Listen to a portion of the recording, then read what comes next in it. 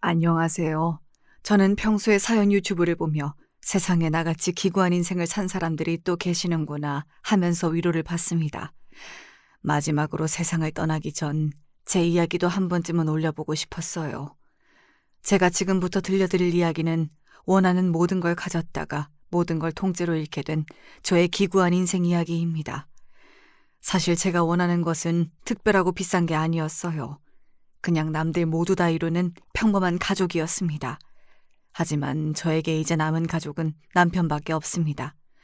아들, 며느리, 손자 모두와 의절했지요. 대체 무슨 일이 있었길래 제 가족이 산산조각 난 것일까요? 지금부터 천천히 제가 겪은 일들을 다 말씀드릴게요. 저에겐 아들이 한 명 있어요. 한 명 낳고 더 낳을까 생각도 했지만 당시에 하고 있는 일이 너무 바빠서 자식들에게 많은 사랑을 줄 시간이 없다 생각해서 한 명만 낳기로 남편과 이야기를 끝냈습니다. 지금 생각해보면 다른 엄마들처럼 어릴 때부터 많은 사랑을 주지 못해서 아들이 참 외로웠을 것 같아요. 그때 형제라도 만들어줬어야 하는데 참 후회되네요. 그렇게 외동으로 자란 제 아들은 무엇이든 자기 마음대로 해야 직성이 풀리는 성격을 가지고 있었습니다. 아들을 바로잡기 위해 늘 엄격하게 대했지만 아들은 저의 말을 잘 따르지 않고 오히려 자기 멋대로 행동하는 경향이 점점 더 강해졌어요. 기억에 남는 사건이 하나 있어요. 아들이 초등학교 3학년 때였죠. 그날도 아들은 학교에서 돌아오자마자 친구들과 놀러 가겠다고 떼를 썼습니다. 공부는 언제 할 거냐는 저의 말을 들은 채도 안 하고 아들은 고집을 부리며 문을 박차고 나갔습니다. 저는 항상 아들을 보며 속이 타들어갔어요. 저희 어머니와 아버지, 제 언니와 저 모두 공부를 잘하지 못했기 때문에 아들만큼은 꼭 열심히 공부해서 좋은 대접받으면서 살길 바랬거든요. 결국 아들이 돌아온 밤 저는 그를 앉혀놓고 엄격히 다그쳤습니다. 아들이 소리를 지르고 말대꾸를 하길래 제대로 혼내줘야겠다 싶어서 약간의 손찌검도 했어요. 하지만 아들은 그 일 이후로 저를 더 미워하기 시작했고 제 말을 늘 귀로 듣고 한 귀로 흘리며 저를 무시했습니다. 아들이 중학교 때도 모자 간의 정이 심하게 깨진 일이 있었어요. 아들이 무리하게 용돈을 요구해서 안 된다고 했더니 이제 공부를 할 거라고 문제집을 여러 개 산다는 말을 하더군요. 저는 기뻐하며 그 말을 믿고 돈을 주었습니다. 하지만 나중에 알고 보니 저를 속이고 그 돈으로 게임기를 산 거예요. 저는 그때도 남편과 식당 일을 하며 주말도 없이 바쁘게 살고 있었기 때문에 아들의 이런 철없는 행동에 정말 화가 났습니다. 내가 이렇게 열심히 돈을 벌어 너를 키우는데 네가 이런 식으로 돈을 쓰는 게 말이 되니? 왜 정신을 못 차려? 내 말 안 들을 거면 나가서 살아! 아들을 겁주기 위해 한 말이었는데 아들은 오히려 눈을 부라리며 저에게 대들었습니다. 그건 엄마가 힘든 거지 제가 힘든 게 아니잖아요. 저도 좀 제 마음대로 하고 살고 싶다고요. 나가라면 못 나갈 줄 알아요? 지금 나갈 테니까 찾지 마세요. 저는 이 말도 화가 나서 그냥 한 말인 줄 알았는데 아들은 정말 그 말을 실행으로 옮겨버렸습니다. 곧장 짐을 싸서 집을 나가버리더군요. 제가 주말 동안 아들 친구에게 전부 전화를 돌려서 3일 만에 겨우 찾긴 했지만 이 일 이후로 저는 아들이 자기중심적이고 세상 물정도 모르는 충동적인 아이라고 생각하게 되었습니다. 이 일 이후로 아들이 집을 나가는 일이 잦아졌어요. 한 번은 정말 제 아들이지만 너무 힘들어서 제가 집을 나가고 싶을 정도로 아들에게 실망한 일이 있었습니다. 바로 아들이 유서를 써놓고 집을 또 나간 것이었습니다. 저는 너무 놀라서 울고불고 난리를 치며 경찰에 전화를 했고 온 동네를 샅샅이 뒤지느라 하루 종일 밥도 못 먹었습니다. 아들과 닮은 사람이 지나가면 미친 듯이 쫓아가다가 무릎이 다 까져 피가 나기도 했어요. 그렇게 아들을 겨우 마주했는데 아들은 사색이 되어 온몸에 땀이 젖은 저를 보고도 미안한 기색 하나 없이 저에게 말하더군요. 왜 왔어요? 근데 이왕 왔으니까 돈이나 주고 가시던가요. 여러분이 그때 제 아들의 표정을 봤다면 정말 깜짝 놀라셨을 거예요. 그 표정은 자식이 부모를 향해 보여줄 수 있는 정도의 표정이 아니었어요. 뭐랄까, 저는 돈 주는 식모처럼 생각하는 듯 하더군요. 저를 벌레 보는 듯한 눈빛으로 바라보는 아들을 보며 저는 정말 마음이 찢어지는 것 같았어요. 심각성을 느끼고 지금이라도 아들에게 더 많은 사랑을 줘서 관계를 개선해 나가야겠다고 생각했습니다. 하지만 어떻게 해야 할지 몰랐어요. 저도 엄마는 처음이었으니까요. 아들을 키우는 건 식당 일보다 힘들더군요. 그래도 제 나름대로 아들과의 관계를 개선해 나갈 방법을 찾았는데 지금 생각해보면 저의 행동들이 아들을 더 이기적으로 만든 것 같아요. 저와 남편은 아들이 유서를 쓰고 가출한 날 이후로 아들이 또 집을 나갈까봐 걱정되어 늘 아들의 기분에 최대한 맞추었습니다. 먹는 것도 아들이 먹고 싶은 것 위주로 먹고 아들이 버릇없게 대해도 그냥 참았습니다. 그리고 공부를 할 때마다 보상으로 돈을 주었어요. 아들이 아니면 도저히 공부를 하지 않고 자기 하고 싶은 것만 하려고 하기 때문에 어쩔 수 없었습니다. 아들이 원하는 것을 모두 맞춰주자 더 이상 집을 나가지 않았고 저와 싸우는 일도 없어졌어요. 하지만 이런 저의 행동 때문인지 아들에겐 항상 나만 있었고 우리라는 개념은 없었습니다. 그래도 아들이 성인이 되어 군대를 다녀오면서 점점 철이 드는 것 같았어요. 알바를 해서 어버이날 용돈을 주기도 하고 착실하게 직장도 들어갔죠. 어릴 때와 똑같이 변하지 않은 점이 있다면 가끔씩 큰 돈을 저에게 요구한다는 것이었습니다. 취업을 하고 나서도 앞으로 출퇴근을 차로 해야겠다며 저에게 비싼 벤츠를 사달라고 했어요. 버는 돈에 비해 너무 씀씀이가 크다고 생각해서 더 작은 차를 사주겠다고 했더니 저에게 심한 말을 하더군요. 이래서 부모를 잘 만나야 한다니까요. 차도 하나 못 사줄 거면서 저를 왜 낳았어요? 벤츠 정도는 있어야 안 쪽팔리게 회사 다닐 거 아니에요. 엄만 저한테 맨날 빨리 결혼하라면서 요즘 벤츠 없는 남자를 여자들이 거들떠보기나 할 것 같아요? 하여튼 저 결혼 못하면 다 엄마 책임인 줄 아세요. 저는 아들의 이 말을 듣고 정말 요즘 아가씨들이 우리 아들을 안 좋아하진 않을까 걱정하며 결국 아들의 설득에 넘어가 벤츠를 사주고 말았습니다. 그때는 아들이 도박을 하는 것도 아니고 그 나이 때 애들이 다 사고 싶어하는 차를 사려고 돈을 달라는 것이었기 때문에 괜찮지 않을까 그저 안일하게 생각했어요. 물론 이렇게 아들이 심한 말을 하면 늘 원하는 것을 들어줬던 저의 행동이 나중에 저와 아들의 관계를 파국으로 만들지 않았을까 지금은 생각합니다. 사실 아들에게 늘 빨리 결혼했으면 좋겠다, 손주를 보고 싶다는 이야기를 했었어요. 제가 아들을 키우는 것이 정말 힘들었기 때문에 내심 아들이 부모가 되면 저의 마음을 이해할 수 있지 않을까 하는 기대를 품고 있었습니다. 그리고 주변 친구들이 동창회에서 손주 사진을 보여주며 손주 자랑을 할 때마다 제 마음속에는 부러움이 커져만 갔어요. 늘 어서 빨리 손주를 안아보고 싶다는 생각을 하였죠. 그러던 어느 날 아들이 결혼을 하겠다고 이야기했습니다. 늘 바래왔던 순간이었기에 너무 기뻤고 오랜만에 가슴이 참 빠르게 뛰더라고요. 제가 아들에게 벤츠를 사주고 3년이 지나지 않았었기 때문에 그때는 큰 돈이 나갔지만 결국 아들이 원하는 것을 해주길 잘했다는 생각이 들었습니다. 아들에게 집으로 며느리를 데리고 오라고 했는데 아들이 전혀 예상치 못한 소리를 하더군요. 지금 며느리가 외국에 있기 때문에 상견례를 해야 한국에 다시 올 수 있다고 했습니다. 맙소사, 외국인 며느리라니. 대체 아들이 어떻게 외국인 며느리를 만났는지 저는 도통 이해가 되지 않았습니다. 그래서 아들에게 어떻게 만났는지 자세히 물어보니 얼마 전 혼자 여행을 갔을 때 저녁에 바에서 만났고 이후 매일 영상통화를 하며 사랑을 유지해왔다고 하더라고요. 요즘 애들은 인터넷이 발달해서 서로 떨어져 있어도 연애를 할 수 있다고 듣긴 했는데 막상 제 아들이 그런 상황이라고 하니까 신기하기도 하고 걱정도 됐습니다. 실제로 만난 횟수는 얼마 안 될 것이라 생각해 결혼은 좀 이르지 않냐고 물었는데 아들은 저에게 이 정도로 결혼하고 싶은 여자는 없었다고, 엄마는 결혼을 서두르라고 할 땐 언제고 왜 딴소리를 하냐며 화를 내려 하더군요. 물론 멀리 떨어져 있는 외국인 며느리라니 걱정이 되긴 했지만 아들과 옛날처럼 사이가 멀어지진 않을까, 아들이 결혼하겠다는 마음이 바뀌진 않을까 생각이 들어 얼른 상견례 날짜를 잡자고 했습니다.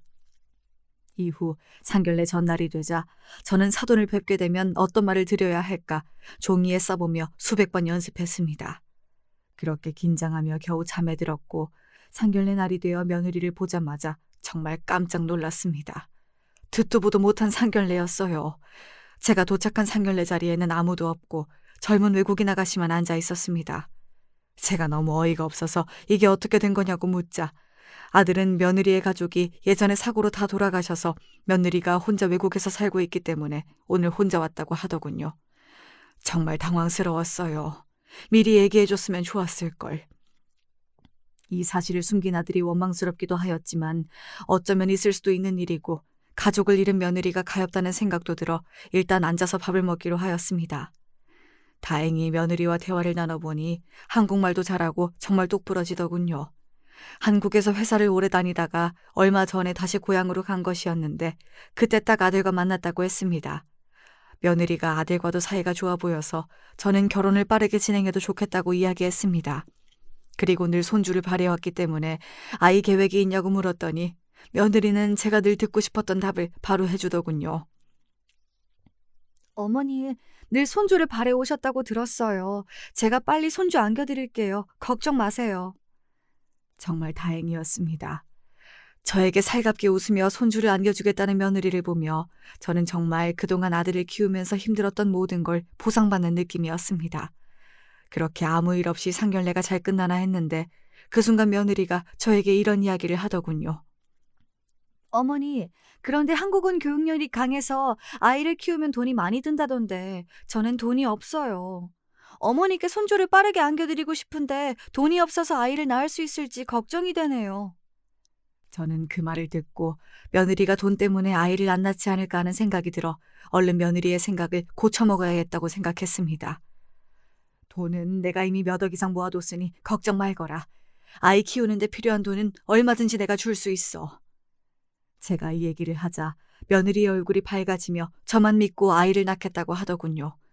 그 말을 듣고 늘 주말도 없이 식당 일을 하며 한 푼 한 푼 돈을 모았던 모든 나날이 주마등처럼 지나갔습니다.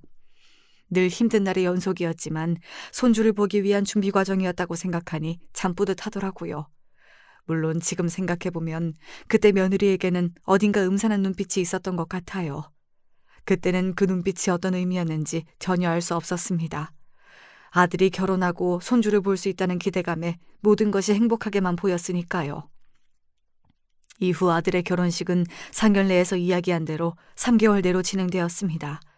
저는 정말 손주를 볼 날이 얼마 남지 않았다는 기대감에 하루하루가 행복했고 매일 절에 가서 손주를 얻기 위한 기도를 드렸습니다.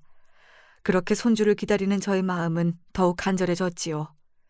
그리고 하늘에서 제 소원을 들어주셨는지 드디어 제 나이 75세에 그토록 바라던 손자를 얻게 되었습니다. 결혼식을 올리고 3개월이 되지 않아 아이가 태어났는데 알고 보니 상견례 때 이미 아이를 임신한 상태였답니다. 제가 놀랄까 봐 이야기하지 않았다네요. 사실 요즘 혼전 임신도 많이 하기 때문에 큰 문제가 된다고 생각하진 않았습니다. 아이가 태어난 그날을 아직도 잊을 수 없어요. 아이의 울음소리를 듣자마자 정말 심장이 터질 것 같았고 남부럽지 않게 제가 할 수 있는 모든 것을 다 해주고 싶었어요.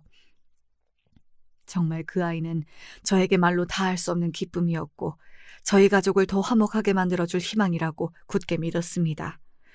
이후 아들과 며느리가 손자의 미래를 위해 교육열이 강한 동네로 멀리 이사를 갔기 때문에 제가 손자를 자주 보진 못했어요. 하지만 저는 며느리 고향 요리를 유튜브로 보며 택배로 음식을 만들어 늘 보내주었습니다. 하루는 손자가 너무 보고 싶기도 하고 아들과 며느리를 깜짝 놀래켜주고 싶다는 생각이 들었어요. 그래서 아이들에게 집에 간다고 이야기하지 않고 저 혼자 아들 집을 찾아가기 위해 여러 가지 준비를 했습니다. 먼저 손자와 며느리의 선물을 샀습니다. 엄마와 아들이 커플로 입을 수 있는 귀여운 옷을 사두었어요. 아기 옷이 요즘 꽤 비싸더라고요. 하지만 그 옷을 보며 손주가 얼마나 귀여울지 상상하니 그 돈이 전혀 아깝지 않았습니다. 며느리에게 잘 보이고 싶은 마음에 옷장에서 제일 비싼 좋은 옷을 골라 입고 정성껏 반찬도 만들어서 아들 집으로 향했습니다. 그러나 아들 집으로 가는 길에 집에 다시 가고 싶을 정도로 큰 난관이 있었습니다. 제가 도저히 길을 찾을 수 없다는 것이었어요. 75세 노인이 처음 보는 아들 집을 찾아가기가 이렇게 어려울 줄 몰랐습니다. 지나가는 사람들한테 길을 물어보니까 사람들이 며느리가 주소를 왜 이렇게 적어줬냐고 길을 헤매도록 헷갈리게 적어줬다고 뭐라 하더군요. 사람들의 말을 듣고 며느리가 애초에 제가 집에 오는 걸 바라지 않았던 건 아닌가 생각도 들었지만 저는 손자를 볼 수 있다는 생각에 그 불안을 애써 무시했습니다. 그렇게 같은 길을 몇 번을 돌아 겨우겨우 아들 집에 도착했고 저는 떨리는 마음으로 초인종을 눌렀습니다. 초인종을 누르자마자 며느리가 문을 열고 나왔는데 얼굴에 당황과 불쾌함이 가득하더군요. 어머님? 뭐야, 개념 없어요? 왜 불쑥 찾아와요? 짜증나게. 이럴 수가. 멀리서 찾아온 저에게 이런 막말을 내뱉으며 문을 열어주지 않는 것이었습니다. 저는 너무 당황하였습니다. 세상에 어떤 며느리가 시어머니한테 개념 없냐고 앞에서 말할 수가 있나요? 요즘 애들이 아무리 당돌하다지만 이건 아니지 않나요? 너무 화가 나 머리가 아팠고 혈압이 오르는 듯 했습니다. 겨우 가방에서 물을 마시고 진정을 한 후에 아들에게 전화를 하였더니 그제서야 10분 후에 아들이 나와 문을 열어주더군요. 엄마? 뭐야, 왜 이렇게 갑자기 오셨어요? 안 오셔도 되는데. 아들도 저를 전혀 반기지 않았습니다. 며느리는 저를 거들떠보지도 않았어요. 그 순간 저는 제가 괜한 행동을 한 건 아닐까 싶어서 가슴이 덜컥 내려앉았습니다. 그래도 손자를 보고 싶은 마음에 며느리에게 살갑게 말을 걸며 갑자기 찾아와서 미안하다고 사과를 하며 며느리의 불편한 표정을 내서 모르는 척했죠. 아들은 계속해서 며느리 눈치를 보는 것 같았습니다. 이렇게까지 저를 무시할 줄은 몰랐어요. 참 마음 한편이 쓸쓸하고 비참했습니다. 마침 점심을 먹어야 할 때여서 저는 그래도 다 같이 점심을 먹으면 분위기가 좀 나아지지 않을까 했는데 며느리는 이미 밥을 먹었다며 저에게 직접 식사를 차려서 먹고 설거지를 해놓으라고 하더군요. 그리고 아이는 지금 자고 있어서 볼 수 없다고 점심 먹고 집으로 가고 나중에 다시 오라고 했습니다. 저처럼 며느리한테 무시당한 시어머니가 세상에도 있을까요? 너무 실망스러워서 당장 집에 가고 싶었습니다. 물론 제가 말없이 찾아간 것이긴 하지만 따뜻한 말 한마디 못 해주고 먼 길을 온 저에게 밥도 못 차려주나요? 아들도 너무하더군요.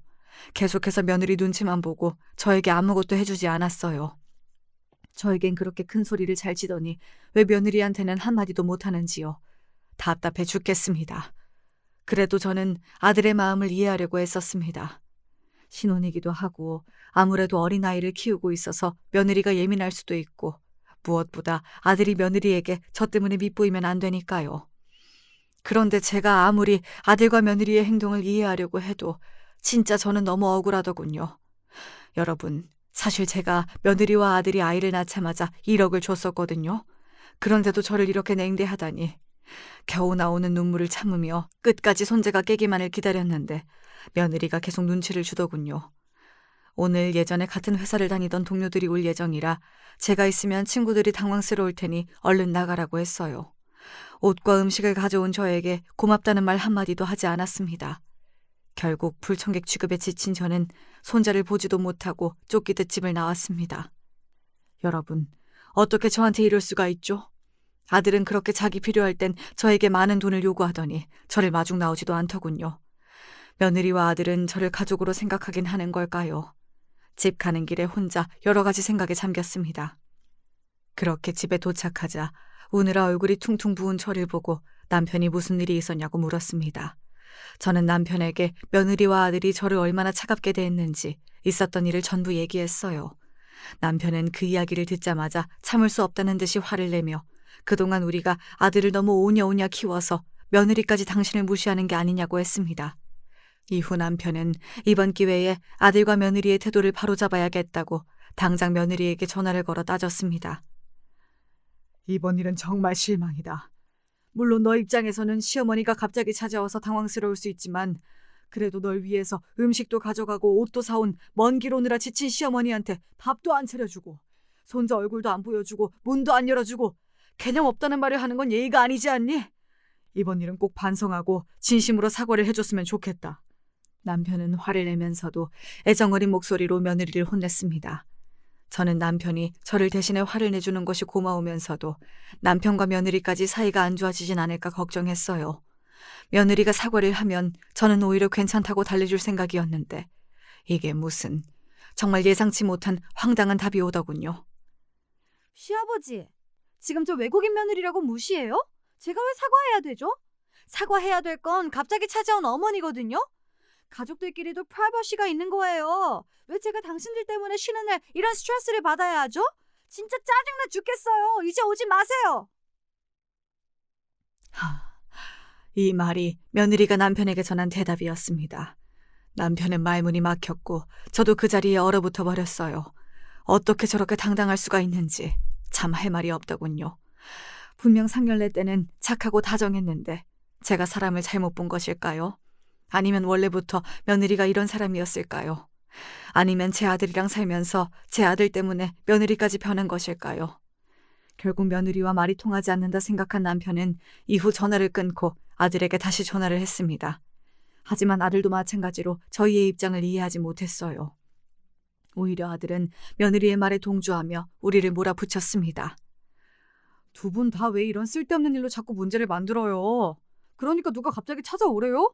결혼했으면 저 좀 그만 귀찮게 하세요, 진짜. 정말 아들이나 며느리나 말이 통하는 사람이 없네요. 기가 막혀서 말도 안 나옵니다. 저는 아들의 말을 듣고 아들이 어릴 적 철없던 모습이 떠올랐어요. 그래도 크면서 좀 철이 드는 듯 했는데 이런 상황이 오니까 예전 모습 그대로더군요. 결국 저와 남편은 아들과 며느리에게 되려 사과를 하고 말았습니다. 괜히 이 일로 가족 간의 사이가 틀어질까 봐 겁나기도 했고 어차피 말이 안 통하길래 그냥 서둘러 전화를 끊고 싶었어요. 전화를 끊고 남편과 많은 이야기를 나누며 저희의 교육 방식을 후회했습니다. 처음부터 아들이 마음대로 하는 것을 막았어야 했는데 싸우기 싫어서 늘 오냐오냐 해주다 보니 지금 모습이 된 것 같아요. 며느리는 아들과 다른 성격을 가진 아이이길 바랬는데 지금 보니 제 아들과 똑같이 이기적이고 자기밖에 모르는 성향을 가진 것 같네요. 아들과 며느리에게 이런 대접을 받고 저는 며칠 내내 알아누웠습니다. 몸도 힘들었지만 정신적인 스트레스가 너무 심했어요. 사실 제가 스트레스를 받은 이유가 하나 더 있었습니다. 제가 아들의 집에 간 진짜 이유도 따로 있었어요. 손자를 보기 위한 것이기도 했지만 유산에 대한 이야기도 하려고 했습니다. 참, 제 인생은 왜 이럴까요? 제 자신에게 미안해 죽겠습니다. 늘 일만 한 것도 서러워 죽겠는데 이젠 정말 일도 정리해야 할 때가 왔더군요. 제가 몇 주 전에 건강검진을 받기 위해 병원을 갔습니다. 요즘 들어 배가 아픈 적이 많았는데 나이가 들어서 그렇겠지, 별일 아니겠지 했어요. 하지만 의사로부터 정말 믿을 수 없는 말을 들었습니다. 어머니, 지금 상태가 많이 좋지 않습니다. 최대한 빠르게 치료가 필요할 것 같습니다. 치료를 하신다 하더라도 좋은 결과를 장담할 수는 없어요. 마음의 준비를 하시는 게 좋을 것 같습니다. 이게 대체 무슨 소리인가요? 마음의 준비를 해야 한다니요. 참 인생이 덧없더군요. 정말 너무 무서웠고 제 모든 것이 무너져 내리는 느낌을 받았습니다. 그동안 고생했던 모든 일들이 스쳐 지나갔죠. 제 친구들 중에서도 아파서 병원에 오래 있다가 얼마 전 세상을 떠난 친구가 있어요. 그 친구가 떠오르면서 나도 이제 친구 곁으로 갈 때가 된 건가 하는 생각도 들었습니다. 저 혼자서 감당하기엔 너무 힘들었지만 남편이랑 아들에게 사실대로 말할 수는 없었어요. 남편은 이미 지병이 있어서 스트레스를 받으면 안 되는 상황이었고 아들에게 말하면 안 그래도 이기적인 아들이 오히려 제가 아프면 간호해야 할 것을 걱정해서 저를 더 멀리하지 않을까 두려웠거든요. 그래서 이 진단을 받은 이후로 저는 혼자 여러 가지 고민을 했고 치료를 받으면서도 혹시나 모를 상황에 대비해서 유산 상속에 대한 고민도 하기 시작했습니다. 그날 아들의 집에 찾아간 진짜 이유도 며느리에게만 제 건강 상태를 이야기하고 유산을 상속하려고 한다는 말을 전하기 위해서였어요. 제 입장에서 그나마 며느리가 살갑고 믿을 만한 사람이었기 때문에 앞으로 제가 어떻게 해야 할지도 같이 상의하고 싶었습니다. 어쩌면 저도 며느리에게 기대고 싶었던 것 같아요. 그런데 도착한 순간부터 며느리가 저를 향해 차갑게 막말을 하고 아들은 눈치만 보고 아무것도 하지 않는 것을 보니 아무 말도 할 수가 없었습니다. 정말 깊은 상처를 받았어요. 원래는 아들과 며느리에게 제 모든 재산을 물려주려고 했지만 아들이 며느리와 함께 저를 대하는 태도를 보며 이게 과연 옳은 일인지 다시 한번 생각하게 되었어요. 여러분, 저는 왜 이렇게 아픈 순간에도 가장 가까운 가족들에게조차 의지할 수 없는 인생을 살고 있는 걸까요? 이렇게 사는 것이 무슨 의미가 있는지 모든 것을 놓아버리고 싶다는 생각도 많이 했습니다. 하지만 저에게는 또 다른 희망인 손자가 있었어요. 제가 그토록 원했던 손자를 위해서라도 계속 살아야겠다고 결심하며 아픈 치료를 견디고 또 견디며 어떻게든 더 살기 위해 노력했습니다. 한 달 후 명절을 맞아 아들과 며느리가 저희 집에 찾아왔습니다. 오랜만에 손자를 보니 어찌나 귀엽고 사랑스러운지 또 제법 많이 큰 것 같더군요. 손자를 보면 아픈 것도 다 잊어버리는 느낌이었어요. 다 같이 밥을 먹고 가족들이 모두 모여 과일을 먹을 때 저는 무심코 꺼내면 안 될 이야기를 꺼내고 말았습니다. 내가 그래도 한 푼 두 푼 아껴서 10억은 모아두었지. 나중에 너희에게 상속하려고 생각하고 있었단다. 그 순간 저는 아들과 며느리의 표정이 순식간에 변하는 것을 느꼈습니다. 놀라면서도 기쁨을 감추지 못하는 것 같았습니다. 분명히 말하지만 저는 재산 이야기를 꺼낼 생각이 없었어요. 하지만 제가 유산 상속을 고민하고 있다 보니 아들과 며느리와 이야기를 하면서 자연스럽게 재산 이야기를 해버렸더군요. 그런데 정말 어이없는 건 며느리와 아들이 그 이후로 완전 달라졌다는 것이었습니다. 아이를 낳고 나서 저에게 1억을 받고 이후로 제가 찾아가는 것도 싫어하고 저를 찾아오지도 않으며 무심하게 굴던 며느리가 일주일에 한 번씩은 저희 집에 오더군요. 그리고 갑자기 음식을 하고 있는 저를 찾아와서 말을 걸며 살갑게 대하기 시작했습니다. 어머니, 요즘 건강은 어떠세요? 제가 그동안 아이돌 보는데 너무 지쳐서 어머니한테 투정을 많이 부려서 죄송해요. 어머님께서 더 오래 건강하셨으면 좋겠어요. 제가 뭐든 도와드리고 싶어요. 며느리는 제가 상견례 때 본 살가운 모습으로 다시 돌아왔습니다. 저는 며느리의 이중적인 태도를 알고 있었지만 그래도 일주일에 한 번씩 저를 찾아와 주었기 때문에 한편으론 기뻤습니다. 진짜 가족이 된 것 같은 느낌이랄까요. 그런데 어느 날 며느리가 당황스러운 말을 꺼내더군요. 어머니, 혹시 가지고 있는 재산을 어디에 투자하실 계획은 없으세요? 요즘 좋은 투자처가 많다고 들었거든요. 어머니 투자처 찾기 힘드시면 제가 도와드릴게요. 어머니 모아두신 돈 10억 그냥 저한테 맡기면 안 돼요? 돈 이야기를 이렇게 직접적으로 꺼낼 줄을 몰랐어요. 저는 일부러 아무렇지 않은 척 좋은 방향으로 고민해보겠다고 했습니다. 며느리와 아들은 제 돈을 어떻게 하는 게 좋을지 많은 생각을 해본 듯 했어요.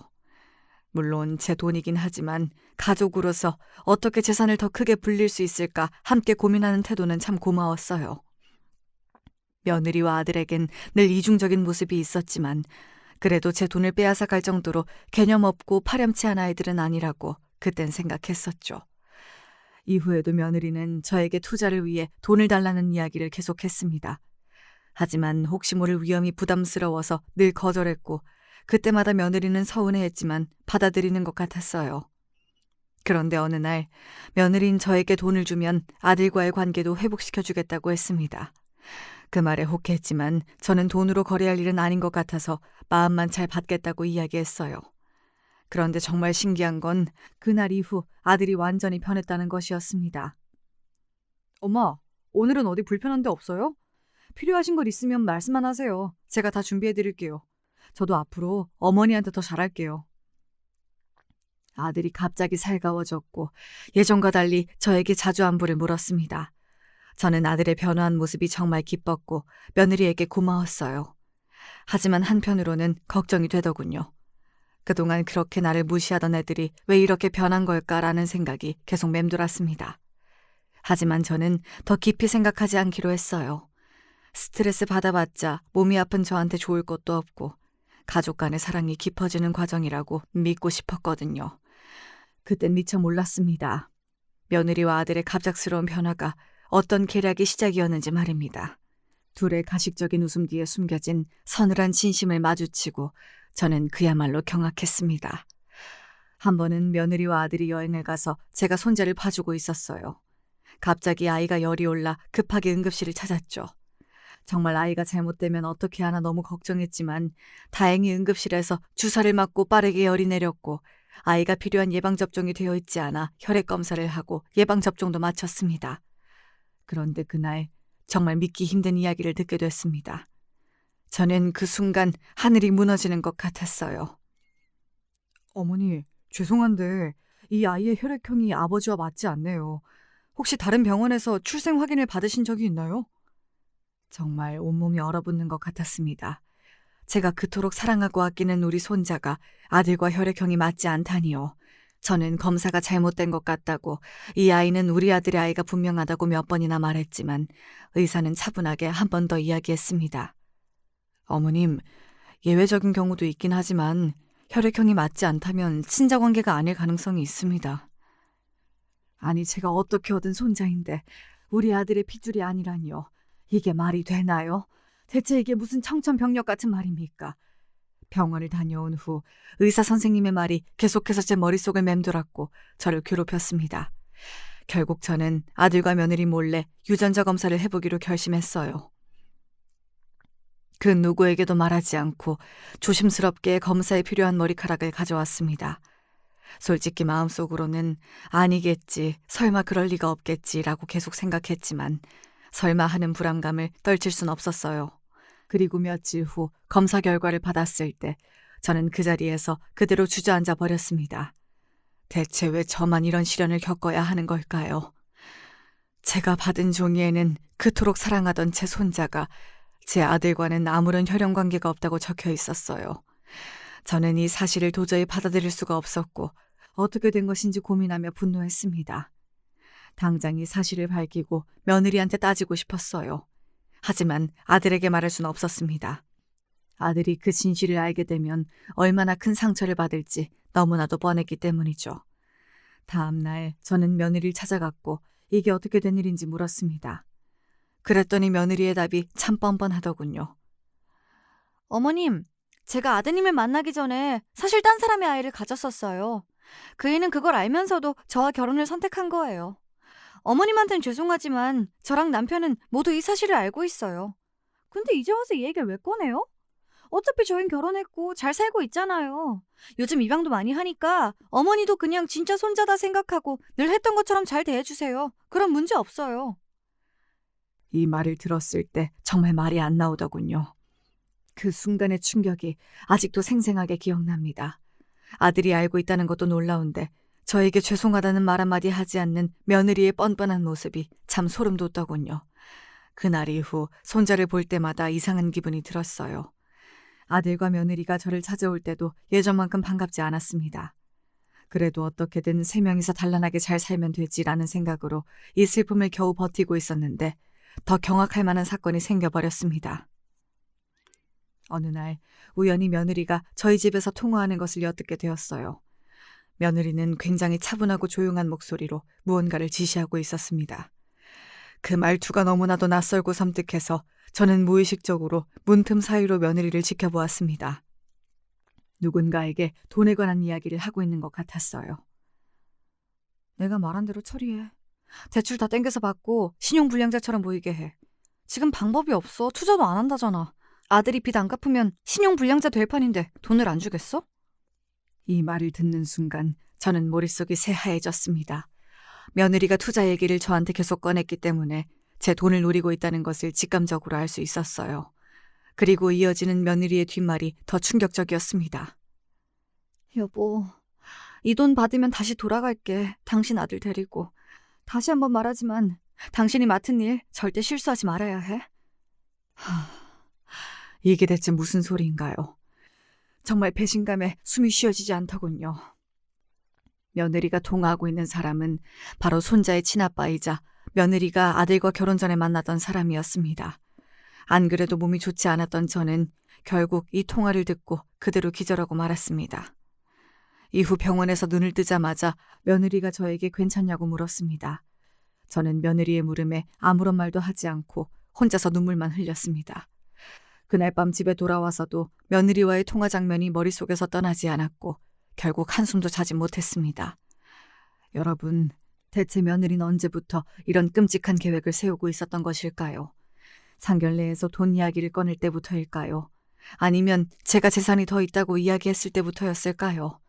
며느리가 이렇게 불륜을 저지르고 제 재산을 모두 가지고 다시 돌아가려는 계획을 세우고 있는 것도 모른 채 제 아들이 며느리의 소나귀에서 놀아나고 있다는 사실이 너무 마음이 아팠습니다. 뭘 어디서부터 어떻게 바로잡아야 할지도 모르겠더군요. 그 후 저는 아들을 불러 조용히 대화를 나눴습니다. 하지만 아들은 이미 며느리의 말에 완전히 속아 넘어가 있었어요.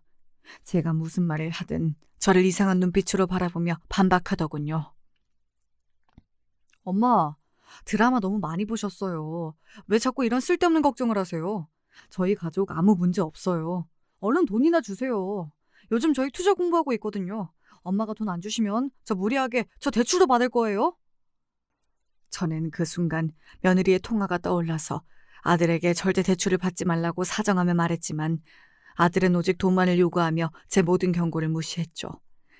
아들의 눈에는 제가 하는 말이 그저 돈을 주기 싫어하는 부모의 핑계처럼 보였던 것입니다. 그리고 정말 충격적인 건 며느리의 계략이 이미 시작되었다는 것이었습니다. 먼저 아들은 이미 저 몰래 거액의 대출을 받았더라고요. 하늘이 무너지는 것 같았습니다. 아들이 절대 몇 년 안에 그 돈을 갚을 수 없을 텐데 며느리가 뭐라고 했길래 이런 선택을 한 것인지 참담했습니다.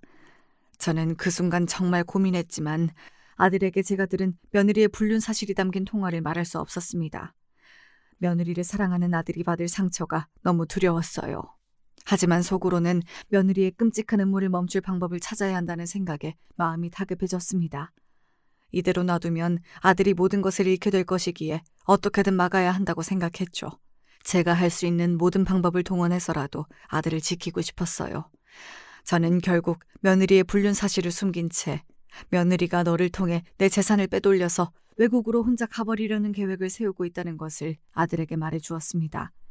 하지만 아들은 저의 말을 단 하나도 믿지 않고 저를 망상에 빠진 사람으로 취급했어요. 그리고 얼마 후 정말 끔찍한 일이 벌어졌습니다.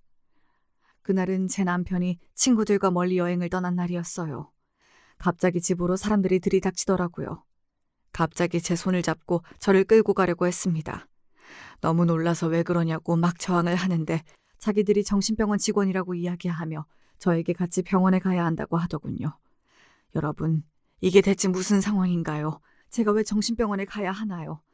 오히려 아픈 곳은 따로 있는데. 저는 잘못 찾아온 것 같다고 소리를 질렀고 계속해서 가지 않겠다고 소리를 지르며 저항했습니다. 여기서 더 어이없는 건 다음 장면이에요. 갑자기 2명의 사람이 저희 집에 들어오더군요. 바로 며느리와 아들이었습니다. 저는 그 순간 며느리가 아들을 설득해 이 일을 꾸몄다는 것을 알 수 있었습니다. 어머니, 요즘 어머니가 망상에 빠져서 저희가 너무 힘들어요. 정신병원에서 치료 잘 받고 나오세요. 그렇게 며느리의 마지막 말과 함께 병원 직원들이 저를 끌고 갔고 저는 결국 정신병원에 며칠 동안 갇혀 있었습니다. 그때 정말 살아있다는 생각이 들지 않았고 아무리 며느리를 사랑해도 저와 대화 한번 하지 않고 정신병원에 저를 보내버린 아들이 정말 원망스럽더군요. 3일째 음식도 먹지 않고 죽은 듯 지냈습니다. 어차피 죽을 거 그냥 빨리 죽는다 생각해야겠다 하며 완전히 삶을 포기했어요. 그러다 4일째 되던 날 갑자기 퇴원을 시켜주더군요. 알고 보니 남편과 친구들이 상황을 파악하고 저를 구해준 것이었습니다. 이 사건 이후로는 저는 아들을 당장 며느리와 이혼시켜야겠다고 생각했습니다. 제가 정신병원에 가 있는 동안 며느리는 말도 안 되는 일을 더 많이 꾸미고 있었더군요. 특히 제 돈을 어떻게든 빼내려고 애를 쓰고 있었습니다. 몇 개의 통장에서는 돈을 빼가더군요. 대체 무슨 자격으로 제 돈을 탐내는지 정말 이해할 수가 없었습니다. 저는 이 사실을 알자마자 변호사에게 전화를 걸었습니다. 변호사님, 큰일 났습니다. 며느리가 제 재산을 모두 가지고 외국으로 가려는 준비를 하고 있는 것 같아요. 이후 변호사도 제 상황을 심각하게 받아들이고 해결 가능한 방법들을 논의하기 시작했습니다. 그런데 며느리는 저보다 한 발 앞서 있었습니다. 제가 변호사와 통화한 사실을 어떻게 알았는지 곧바로 은행 계좌를 동결시키는 법적 조치를 취했습니다. 은행에서 계좌가 동결되어서 거래를 진행할 수 없다고 말하는 것을 듣고 저는 경악을 금치 못했습니다. 대체 어떻게 며느리가 제 상황을 알고 빠르게 움직일 수 있었을까요? 알고 보니 며느리는 아들을 통해 제 모든 계획을 미리 알아내고 있었던 것이었습니다. 다음 날 정말 어이없게도 며느리가 저를 찾아와서는 그래도 가족이었으니까 마지막으로 경고해 주는 거라며 이런 말을 하더군요. 어머니, 이제 다 끝났어요. 더 힘 빼지 말고 저에게 모든 재산을 넘기세요. 제가 남편이랑 어머니 불쌍하니까 1억 정도는 드릴게요. 참나, 제 돈 10억을 가져가고 1억만 주겠다니 이게 말이 되는 소리인가요? 며느리는 그제서야 그동안 숨겨왔던 본심을 대놓고 드러내더군요. 그 표정은 무서울 정도로 냉정했고 오로지 돈만을 바라는 욕망이 가득한 눈빛을 하고 있었습니다. 며느리는 심지어 아들을 진짜 신용불량자로 만들겠다고 협박했습니다. 어머니, 하나뿐인 아들이 신용불량자가 되는 꼴 보기 싫으시면 남은 카드도 비번 다 내놓으세요. 이 말에 저는 온몸이 굳어버렸습니다. 제 아들을 가지고 협박하다니요. 며느리가 이렇게까지 나올 줄은 꿈에도 몰랐습니다. 며느리는 정말 제 아들을 사랑하지 않은 듯 했어요. 재산을 가지기 위해 제 아들을 철저히 이용한 것이지요. 저는 결국 변호사를 통해서 많은 문제를 해결했습니다. 하지만 변호사와 저의 노력은 아무 소용이 없었습니다. 어떻게 이런 일이 있을 수가 있는지. 저는 결국 제 모든 재산을 며느리에게 빼앗기고 말았어요. 며느리와 이혼하고 정신 차리겠다는 아들을 믿고 제 재산을 거의 다 아들에게 주었는데 아들이 제 말을 듣지 않고 재산을 빼돌려 며느리에게 넘긴 것이었습니다. 이 사실을 알고 제가 할 수 있는 건 며느리에게 돈을 돌려달라고 비는 것밖에 없었습니다. 하지만 며느리는 돈을 돌려주겠다면서 저를 희망 고문했고 계속해서 돈을 돌려주지 않았습니다. 아들은 저에게 적반하장의 태도를 보이더군요. 그 돈을 가지고 외국으로 가서 며느리와 새로운 사업을 시작할 것이고 돈을 많이 모으면 그때 돌려주겠다고 했습니다. 아들은 며느리의 불륜을 모르고 있었기에 며느리를 철석같이 믿고 있었어요. 며느리에게 빼앗긴 재산과 아들의 돌발 행동으로 매일매일 너무 불안한 하루를 보냈습니다. 그리고 다음 날 저는 며느리가 한국에 온 목적, 즉 며느리의 진짜 실체를 알게 되었습니다. 정말 최악이더군요. 제 친구의 아들이 경찰인데 저에게 전화가 와서 예전에 제 며느리를 본 적 있는데 보이스피싱 범죄 조직에 연루된 것 같다고 말했습니다. 그 말을 듣고 제가 너무 놀라서 지금까지 있었던 일을 이야기해 주었더니 이 일이 범죄 조직의 계획인지 개인의 계획인지 알 필요도 있을 것 같다고 심각하게 이야기했습니다. 결국 저는 경찰에 가서 있었던 일을 모두 이야기했습니다. 안타깝게도 그때 아들과 며느리는 더 이상 제 연락을 받지 않았습니다. 저는 빨리 이 상황을 해결하고 싶은 마음도 있고 마지막으로 며느리와 좋게 이야기하면서 돈을 어떻게든 돌려받아야겠다는 생각에 무작정 며느리 집을 찾아갔습니다. 며느리에게 문자로 안에 들어가 있겠다고 하자 며느리가 갑자기 전화가 와서 절대 안 된다고, 집에 절대 들어가면 안 된다고 난리를 치더군요. 저는 그 순간 집에 무언가가 있다는 안 좋은 느낌이 들어 수리기사를 불렀고 무작정 문을 따고 집에 들어갔습니다. 들어가자마자 정말 말도 안 되는 드라마 같은 장면이 펼쳐졌습니다. 제 인생 태어나서 그런 상황은 처음 봅니다. 며느리와 아들이 5만 원권 현금으로 돈을 뽑아서 캐리어 안에 가득 쌓아둔 것이었습니다. 저는 얼른 남편을 불러 이 모든 돈을 가져왔고 그날 밤 며느리에게 전화가 왔습니다. 누가 맘대로 집에 쳐들어오래. 내 돈 내놔. 그게 왜 네 돈이니? 개념 좀 챙기렴. 그리고 너 이럴 때가 아니야. 경찰이 곧 널 잡으러 갈 거라고. 그렇게 저는 가까스로 모든 돈을 되찾고 며느리가 불법 보이스피싱 조직에 연루되어 있다는 것과 며느리의 불륜을 아들에게 이야기해 주었습니다. 실제로 경찰들이 찾아오자 아들은 큰 충격을 받은 듯 했습니다. 며느리는 한 푼도 챙기지 못하고 경찰을 피해 아들에게 인사도 하지 않고 외국으로 떠나고 말았습니다. 아들의 입장에선 졸지에 평생 미래를 꿈꿔오던 아내와 아들을 잃게 된 것이지요. 물론 이 상황이 안타깝지만 저는 돈도 되찾으니 아들과 다시 새로운 삶을 시작하려 했습니다. 하지만 집에는 황량한 기운만이 감돌았습니다. 아들은 모든 것을 잃고 절망에 빠져 있었고 저도 제 핏줄이 아니었지만 손자에 대한 그리움을 완전히 떨칠 순 없었습니다. 그리고 이후 저에게 가장 큰 충격은 바로 아들의 태도였습니다. 아들은 며느리가 떠나고 난 후 모든 분노와 원망을 저에게 쏟아부었어요. 이 모든 게 엄마 때문이에요. 왜 돈을 진작 주지 않아서 이 사단을 만든 거야? 돈을 줬으면 외국으로 안 도망갔을 거라고. 불륜도 안 저질렀을 거라고. 엄마가 내 인생을 망쳤어. 모든 게 엄마 때문이야. 세상에, 며느리의 범죄와 불륜이 제 탓이라뇨. 아들의 말은 날카로운 빗으로 제 가슴을 찌르는 듯 했습니다. 아무리 제가 사랑하는 아들이라도 이런 말을 들으면 모든 정이 다 떨어져 나가는 것 같았어요. 그래도 제가 낳은 아들이니까 다시 식당 일을 시작하며 열심히 돈을 모아보자고 설득했고 더 좋은 사람은 만날 수 있을 것이라고 위로했습니다. 하지만 아들은 저의 말을 한 귀로 듣고 흘렸고 점점 더 제가 감당할 수 없을 정도로 폭력적으로 변해갔습니다. 아들은 처음에는 언성만 높이다가 나중에는 가구를 부수고 물건을 던지며 저를 향해 폭력을 행사했습니다. 사춘기 때도 이런 모습을 보인 적이 없었는지라 저는 두려움에 떨며 아무 말도 하지 못했습니다. 결국 저와 남편은 아들을 감당할 수 없다는 판단을 내렸고 정신병원에 잠시 보내서 치료받게 하기로 결정하였습니다. 이후 병원에서 온 직원들이 아들을 데려가는 날 아들은 저를 향해 마지막으로 소리를 질렀습니다. 다시 한번 말하지만 엄마가 날 이렇게 만든 거야. 이 세상에서 사라져버려! 아들의 비명을 들으며 저는 내가 아이를 이렇게 만들었나 후회와 자책이 밀려왔습니다. 하지만 제가 할 수 있는 다른 선택이 없었어요. 그리고 아들에게 끝내 제가 아픈 것을 이야기하지 못했습니다. 안 그래도 정신적으로 온전하지 못한 아들이 더 힘들어지지 않을까 걱정되었기 때문이죠. 시간이 지나고 아들이 병원에서 퇴원하는 날이었어요. 아들이 좋아하는 음식을 해두었고 앞으로 아들과의 관계를 회복하며 열심히 살아야겠다고 다짐했습니다. 하지만 아들의 생각은 저와 많이 달랐습니다. 엄마, 마지막으로 부를게요. 이제 저한테 엄마는 없어요. 잘 지내세요. 이 말을 끝으로 아들은 자취를 감춰버렸습니다.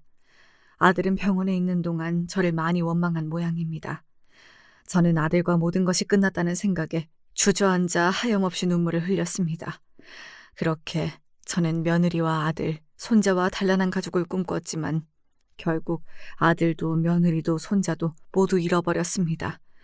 대체 일이 어쩌다 이렇게 꼬인 걸까요? 제 재산이 문제였을까요? 제가 모든 재산을 아이들에게 미리 줬다면 둘이 잘 살았을까요? 여러 생각이 들었지만 돌이킬 수 있는 건 아무것도 없네요. 이 글을 쓰는 지금 저는 남편과 여행을 준비하고 있습니다. 더 이상 저에게 남은 것이 없으니 제가 모아둔 돈 쓰면서 남은 인생 마무리하려고 합니다. 몸이 아파서 멀리 갈 순 없을 것 같아요. 지금까지 제 기구한 인생 이야기 들어주셔서 감사합니다. 여러분은 꼭 가족들과 행복한 일상 보내면서 건강하게 오래오래 사시길 바랍니다.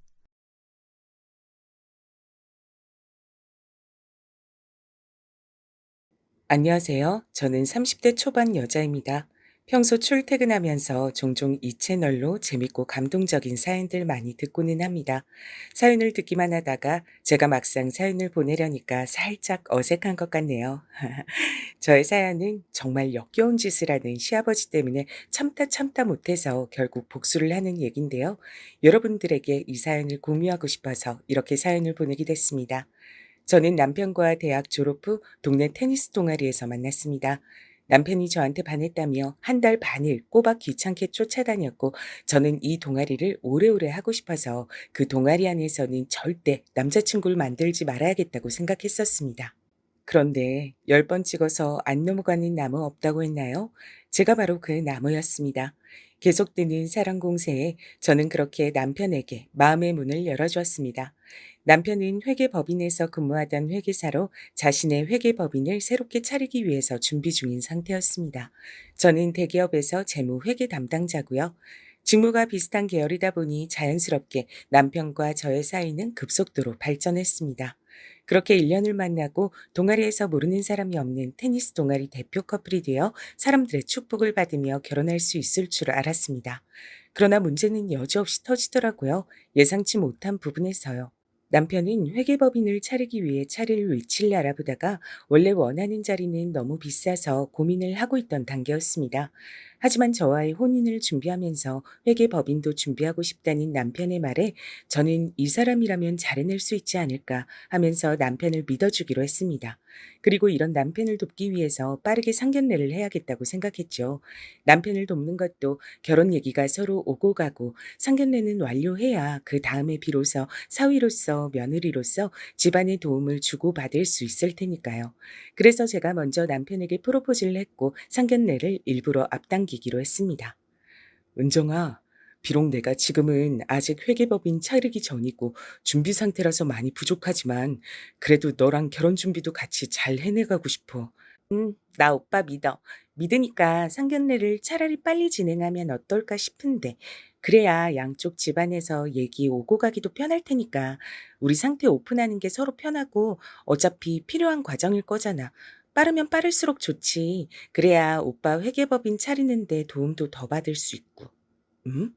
상견례를 벌써 하자고? 너무 이르지 않나? 뭐, 나야 뭐 큰 상관은 없지만 보통 상견례는 부담스럽다고 생각하는 사람이 많아서 대부분 최대한 늦게 하는 걸로 미룬다던데. 우리 은정이는 아닌가 보네. 멋지다, 우리 은정이. 고마워. 역시 나한텐 우리 은정이뿐이야. 내가 쫓아다닌 보람이 있다니까 정말. 아이고, 이팔불출. 나는 오빠가 준비하는 회계법인도 얼른 자리 잡을 수 있게 도와주고 싶고, 그리고 얼른 우리 결혼 진도를 앞당기려면 상견례 먼저 하는 게 여러모로 편할 것 같아서 그런 거였어. 오빠가 그렇게 생각해 주니까 고맙네. 잘 생각했다. 기특해. 말도 어쩌면 이렇게 이쁘게 할까. 우리 은정이는 정말 완벽해. 천사야, 천사. 나는 도대체 무슨 복인지 정말 모르겠다니까. 못 말려, 진짜. 상견례에서도 이렇게 티내려고? 조금 자제해 주셔요. 아, 맞다. 그러면 오빠 부모님께 말씀드려서 상견례 원하시는 날짜 있는지 한번 여쭤봐. 나는 우리 엄마 아빠한테 말씀드려 놓을게. 엄마랑 아빠도 엄청 기뻐하실 것 같아. 그럼 당연하지. 내가 부모님한테 당장 말씀드려서 날짜 잡아볼게. 고마워, 은정아. 뭐야, 맨날 고맙대. 사랑한다고 해줘야지. 사랑해. 집에 벌써 다 왔네. 우리 은정이랑 헤어지기 싫다. 이제 곧 같이 살 거니까 지금은 조금 참아야겠지? 그러게. 벌써 집에 도착해버렸네. 나도 오빠랑 있으면 시간이 너무 빨리 가는 것 같아. 항상 아쉽다니까. 그래도 오빠 말대로 우리 곧 같이 살 거니까 오늘은 참아 봅시다. 나 이제 슬슬 집에 들어가 볼게. 내일 만나. 조심히 들어가. 가는 거 보고 출발할게. 사랑해. 테니스 동아리 사람들이 혀를 내두를 정도로 우리는 어느새 닭살 커플이 되어갔고, 저도 1년 동안 남편을 만나오면서 이렇게 저와 잘 맞는 사람, 같이 있을 때, 같이 놀 때 제일 재밌는 사람을 다시 만나기 어렵겠다는 생각이 들었습니다. 그래서 제가 먼저 프로포즈를 해야겠다는 결심도 그때 바로 했죠. 쉬운 결정은 아니었지만 후회는 없었습니다. 상견례로 남편의 부모님을 만나 뵙기 전까진 말이죠. 저와 남편은 평소 아주 사소한 거라도 서로 이야기하는 스타일이어서 이미 서로의 부모님이 어떤 일을 하시는지, 대략 얼마나 버시는지도 알고 있는 상태였습니다. 저희 아빠는 경찰이셨거든요. 경찰 공무원으로 오래 근무하셨고 여전히 현직에 계시다 보니 그걸 남편은 참 멋지다고 해줬고요. 그리고 상견례에 앞서 그런 정보들을 미리 서로의 부모님께서 궁금해하실 거라고 생각했고, 가감없이 부모님들께 꼭 미리 말하고 오라고 남편에게 얘기했습니다. 상견례 자리에서 불편할 수도 있는 대화들이 오간다면 분위기도 분위기고 돌이킬 수 없다는 이야기를 다른 이미 결혼한 선후배들한테 여러 차례 들었기 때문입니다. 조심해서 나쁠 건 없는 거니까요. 그리고 실수 없는 상견례를 만들기 위해서 결혼한 선배와 후배를 만나서 명심해서 준비해야 될 것들도 따로 정리하기도 했습니다. 그러다 보니 시간이 정말 훅 가 있더라고요. 남편과 만나서 상견례 전에 부모님께 궁금하실 수 있는 것들은 모두 미리 풀어들어서 상견례 자리에서는 질문보다는 덕담 위주로 흘러갈 수 있게 하자는 작전을 알려주었습니다. 저도 남편도 그리고 저희 부모님도 시부모님도 상견례는 모두 처음이니까요. 그래서 저는 오히려 미리 대비할 수 있어서 정말 다행이라 생각했고, 남편도 동의하며 자기가 그런 실수 서로 안 나올 수 있도록 부모님한테 미리 말씀드리겠다고 하더라고요. 참 든든하다고 생각했습니다. 그리고 대망의 상견례 날이 다가왔죠. 어서 오세요. 저희는 미리 와 있었습니다. 장모님, 저희 부모님이세요. 안녕하세요. 어머님, 아버님. 이렇게 함께 뵙는 건 처음이라 긴장되네요. 제 어머니세요. 저희 아버지는 현직 경찰이셔서 급하게 현장 검증 때문에 갔다가 돌아오시는 길이라 조금 늦게 도착하실 것 같아요. 먼저 식사하고 있으라고 하셨어요. 반갑습니다. 저 지석이 애비 되는 사람입니다. 저는 지석이 애미 되는 사람이고요. 앉으시죠. 네, 반갑습니다.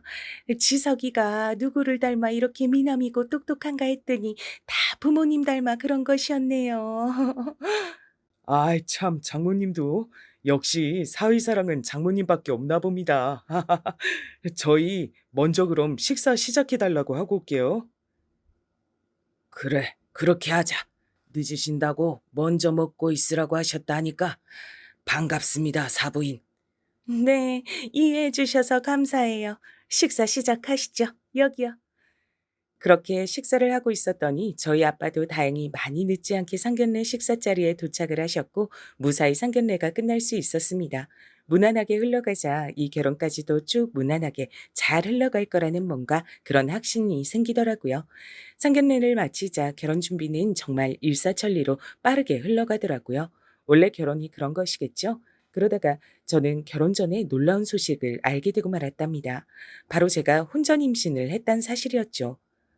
요즘엔 그런 게 흠도 아니라고 해서 걱정은 없었지만 그래도 혼전 임신을 했다는 것이 약간 부끄럽기도 하고 그랬습니다. 그랬는데 걱정과는 다르게 저희 부모님께서도 그리고 시부모님께서도 너무나도 반겨주시면서 축하한다고 하시는 거 있죠. 그래서 마음을 놓을 수 있었습니다. 저도 갑작스럽게 찾아온 아기가 고맙기도 하고 축복 같기도 하고 신기하기도 하고 싱숭생숭했거든요. 여보, 나 요 며칠 계속 속도 더부룩하고 맨날 뭐 먹지도 못했잖아. 난 결혼 준비하는 스트레스 때문에 생리를 몇 달 쉬는 줄 알았는데 혹시나 하고 가봤더니 나보고 임신이라는 거 있지? 여보, 나 너무 얼떨떨해.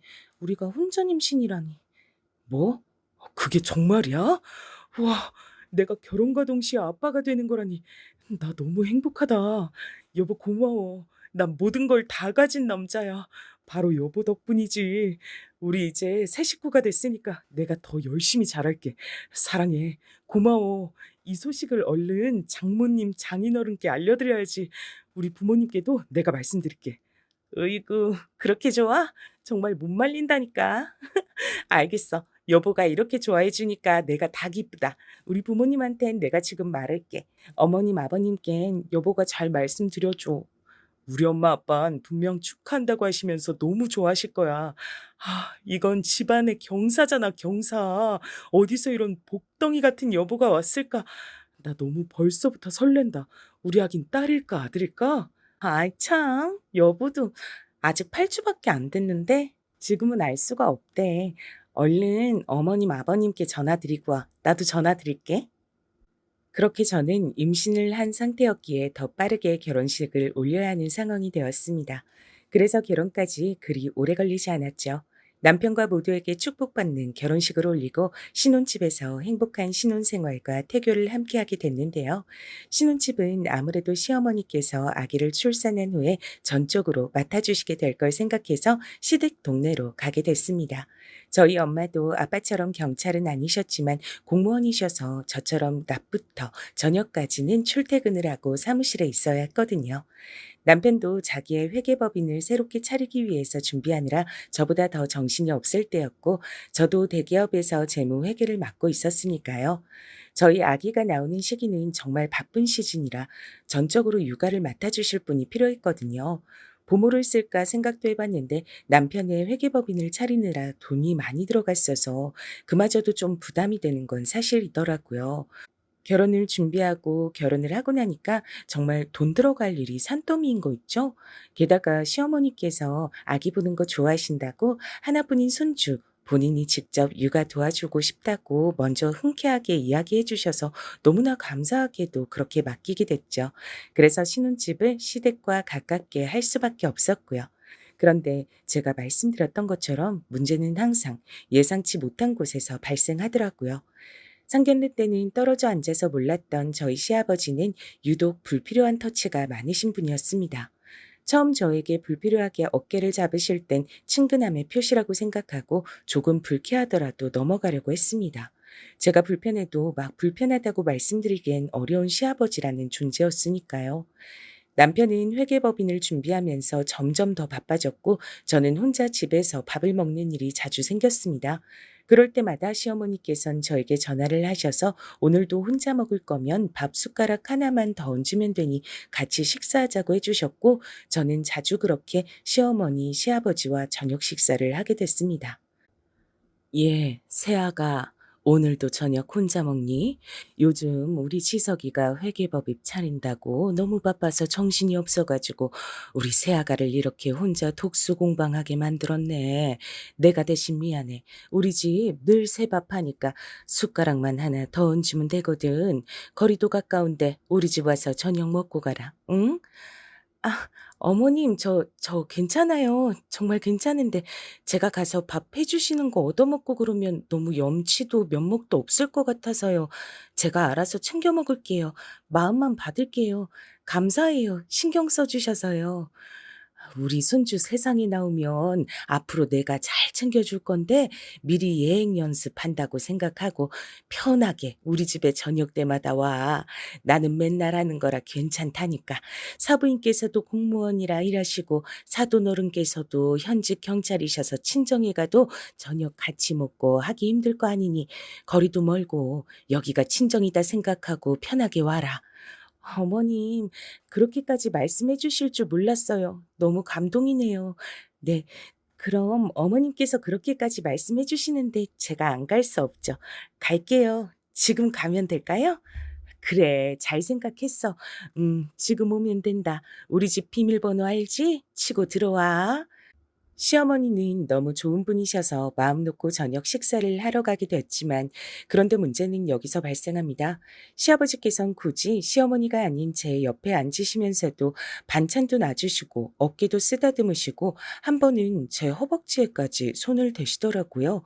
저는 너무 놀라 그 자리에서 벌떡 일어섰지만 시어머니 앞에서 차마 시아버지가 제 허벅지에 손을 대서 일어났다고 말을 할 수는 없는 일이었습니다.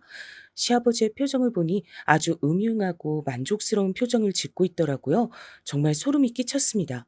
그런 일을 겪고 나자 시아버지의 터치가 저는 너무 불편하고 불쾌하게 느껴졌고 저는 결국 외식을 한다고 둘러대거나 남편에게 뭐로도 밥은 집에 와서 먹고 다시 회사로 가라고 하면서 그렇게 시아버지를 피해왔습니다. 그러다가 시댁에서 지내는 제삿날이 됐습니다. 저는 음식하는 것을 돕기 위해 시댁에 와 있었죠. 시아버지는 하루 쉬는 날이라면서 하필 집에 계셨고요. 저는 속으로 시아버지가 제 곁으로 다가오지 않으시기만을 바라면서 잔뜩 경계를 하고 있었습니다. 그러다가 시어머니께서 제사 음식을 할 재료 중 몇 가지가 빠졌다면서 시장에 가서 금방 사오시겠다고 하시는 겁니다. 그래서 제가 다녀오겠다고 했더니 홀몸도 아닌데 쉬고 있으라고 배려해 주시더라고요. 저는 마음은 당장이라도 달려나가서 시어머니와 같이 장을 보고 오고 싶었지만 그렇게 배려해 주시는데 굳이 따라 나서는 것도 예의가 아니라고 생각해서 잠시 쉬고 있으라는 시어머니 말씀대로 작은 방에 들어가서 쉬고 있었습니다. 그때였습니다. 시아버지가 제가 누워있는 작은 방으로 슬그머니 오시더니 제 몸을 야릇한 시선으로 바라보시는 겁니다. 그리고 제 귀를 의심할 만한 말을 뱉으셨죠. 아, 역시 우리 며느리 테니스 하던 몸이라 탱탱해. 아주 그냥 만지고 싶다니까. 정말 참기가 힘들구만. 네? 뭐라고요? 아버님, 작은 방까지 오셔서 굳이 제 몸을 훔쳐보시고 그런 말씀을 하시는 건 정말 이해가 되지 않네요. 정말 불쾌합니다. 저한테 사과하세요. 정말 소름이 끼친다고요. 가까이 오지 마세요. 어차피 우리 이쁜이도 내가 싫은 게 아니잖아. 그니까 지금까지 내가 만지는 거에 아무 말도 안 한 거 아니야. 다 알아. 지금까지 가만히 있다가 갑자기 왜 급발진을 해? 어? 편하게 누워있어. 난 우리 이쁜이 감상 좀 할 테니까. 나가주세요. 이렇게 아버님께서 절 쳐다보고 계시는데 어떻게 제가 마음 편히 누워서 쉬고 있겠어요? 어머님 보시기에 미안하지도 않으신가요? 어떻게 며느리인 저한테 이러실 수가 있으세요? 저 참다 참다 얘기한 거라고요. 그러자 알겠다면서 잠시 베란다로 가서 담배를 찾아 물면서 다시 제가 있는 방으로 시아버지가 오시더라고요. 그러면서 제가 임산부인 것을 뻔히 아시면서도 제 얼굴에 담배 연기를 내뿜으면서 이렇게 짓거리는 게 아니겠어요? 정말 역겨워서 더 이상은 못 참겠더라고요. 우리 이쁜이도 곧 내 여자 될 거야. 내 아들 여자면 내 여자이기도 하지. 어차피 내 아들이지만 지석이가 젊은 것 빼곤 나보다 나을 게 뭐야. 요즘 회계법인인가 뭔가 차린다고 우리 이쁜이 혼자 심심하게 두잖아. 그러지 말고 나랑 놀자고, 어? 뭐라고요? 그러고도 당신이 시아버지야? 이렇게 저희 남편 몰래 자꾸 역겨운 짓 하시면 저도 더 이상은 못 참아요. 저희 아빠 현직 경찰인 거 잊으셨나 본데 이번 기회에 제대로 참교육 당해보세요. 친정 아빠한테 말씀드리러 갈 겁니다. 저 말리지 마세요. 그렇게 나오자 시아버지는 누가 네 말 믿어줄 것 같으냐면서 증거 있냐고 그러시는 겁니다. 저는 정말 어이가 없어서 대답도 안 하고 나왔습니다. 여전히 담배를 찍찍 피워대면서 가소롭다는 듯이 웃고 있는 시아버지의 표정이 정말 역겹더라고요. 저를 희롱하는 것도 모자라서 임신한 저한테 담배 연기를 내뿜다니요. 시아버지는 정말 제가 현직 경찰의 딸이라는 걸 한참 간과한 것 같더라고요. 아침에 제사 음식을 하러 가는 길부터 지금까지 전부 녹음하고 있었다는 걸 시아버지가 알 리가 없었겠죠. 그러니 그렇게 기고만장했을 겁니다. 저는 그 길로 당장 현직 경찰인 저희 친정 아빠에게 달려갔고 그동안의 일을 모두 말했습니다. 그랬더니 시아버지의 인생이 말 그대로 파멸되는 게 눈앞에 그려지더라고요. 아빠, 저 이제 더 이상은 안 참으려고요. 시아버지가 절 희롱하고 임신한 저한테 담배 연기까지 내뿜으면서 내 여자가 되라고 그런 말도 안 되는 헛소리를 했어요. 저 아빠한테 배운 대로 녹취록 가지고 있어요. 아빠한테 드리러 갈게요. 지금 서에 계시죠? 뭐? 뭐라고? 지금 그러니까 사돈이 너한테 그런 말도 안 되는 희롱을 했고 증거까지 있단 거냐? 아이고, 아무리 세상이 말세라지만 상견례 때는 멀쩡해 보이던 양반이 뒤로는 업무를 캐고 있었군. 내가 우리 딸 건드린 놈 가만둘 것 같아? 아주 호되게 혼내주고 인생 파멸나게 해줄 거야. 동네 창피해서 얼굴도 못 들고 다니게 해주겠어. 네, 아빠. 꼭 그렇게 해주세요.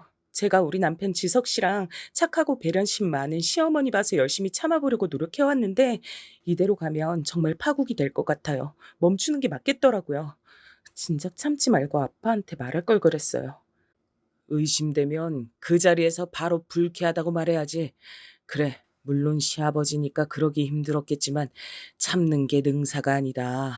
아빠한테 바로 말하지 그랬어. 아빠가 현직 경찰인데 경찰 아빠 뒀다 국 끓여 먹을래? 너희 시아버지 제대로 콩밥 먹여줄 테니까 딱 기다리라 전해라. 그럴게요. 고마워요, 아빠. 서해 가서 마저 이야기해요. 녹취록도 드릴게요. 진술서도 써야죠.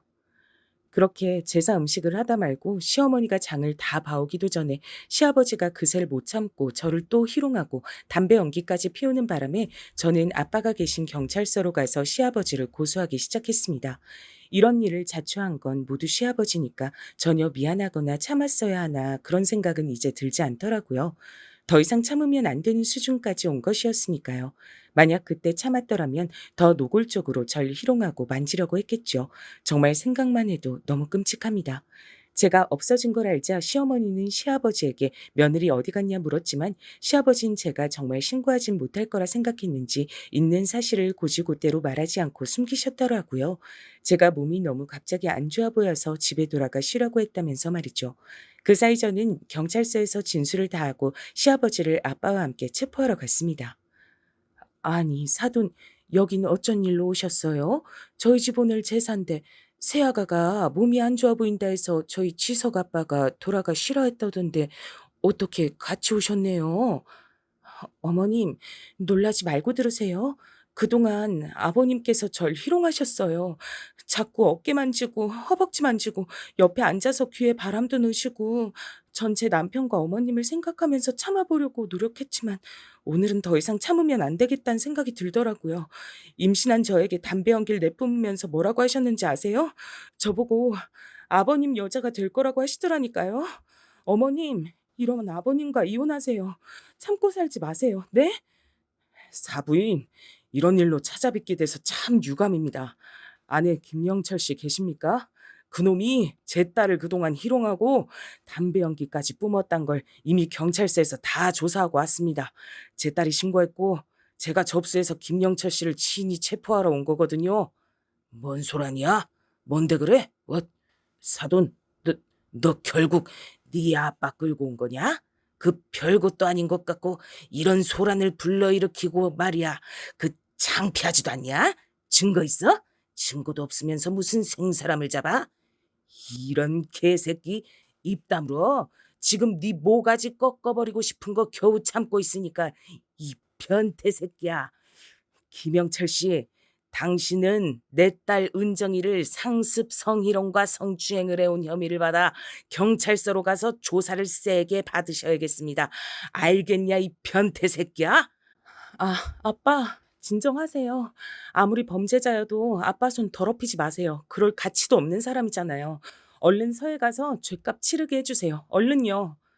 증거도 없이 사돈이 지금 경찰이라고 이렇게 생사람 잡아도 되는 겁니까? 예? 나 억울해요. 억울하다고? 여보, 나 아니야. 아니라고.